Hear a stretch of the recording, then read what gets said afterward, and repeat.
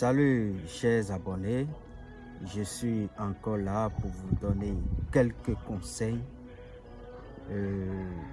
qui a eu lien avec les bains de la purification. Il y a des trucs que vous devez savoir parce que si nous décidons de faire des bains de purification, c'est pour un but, c'est pour avoir de la satisfaction. C'est pour sentir l'effet de la purification que nous faisons. Premier point, à chaque bain de purification, vous devez acheter un nouveau seau. N'utilisez pas les anciens seaux que vous avez l'habitude d'utiliser. Achetez un nouveau seau, de préférence plastique. Ce n'est pas des seaux en fer. Là, c'est premier point. Deuxième point, vous allez essayer de vous contrôler au cours des bains de purification à ne pas faire des rapports sexuels. Parce que effectuer des actes sexuels au cours des purifications diminue la puissance des recettes que vous utilisez pour pouvoir vous purifier. Troisième point, au cours des bains de purification, vous n'allez pas uriner. Essayez de stopper cela. Si vous sentez à uriner, urinez d'abord avant de commencer par faire le bain, avant de commencer par effectuer le bain de purification. Parce que les urines disposent des substances très négatives et quand vous urinez au cours des bains de purification, ça peut éteindre l'objectif dans lequel vous êtes en train de faire les bains de purification. Ça peut diminuer la puissance de la purification que vous êtes en train de faire.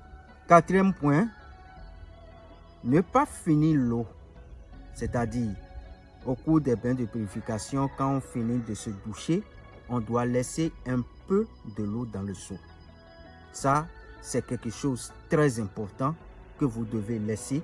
Et après les bains de purification, vous pouvez jeter ce truc, l'eau restant par terre, sur les 3 carrefours ou au niveau des ordures. Voilà, ça permet maintenant de jeter les ondes négatives qui sont sur vous. Les ondes qui vous dérangent, les esprits négatifs qui vous dérangent, les esprits malsains qui vous dérangent. Quand vous finissez le bain de purification, le peu d'eau qui reste dans le seau, essayez de jeter ça quelque part. N'utilisez pas totalement tout. À part cela, il y a les confusions des ingrédients que vous faites souvent au cours des bains de purification. Vous aimez trop faire les confusions au niveau des bains des ingrédients. Vous allez essayer de bien respecter cela. Parce que les ingrédients qu'on donne au niveau des bains de purification, c'est des ingrédients très efficaces. On sait que quand on prend clou de girofle plus ail, ça va donner un effet positif.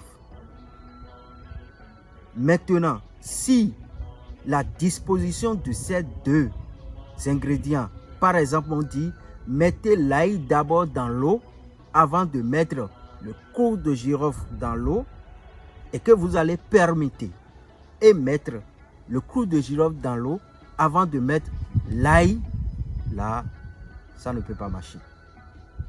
Donc, vous allez faire tout possible pour ne pas confondre les ingrédients et les préparations des bains de purification. À part cela, la nécessité, nous allons parler de la nécessité au niveau des bains de purification. Au niveau des bains de purification, il y a des bains qui ont besoin qu'on reste silencieuse pour bien faire.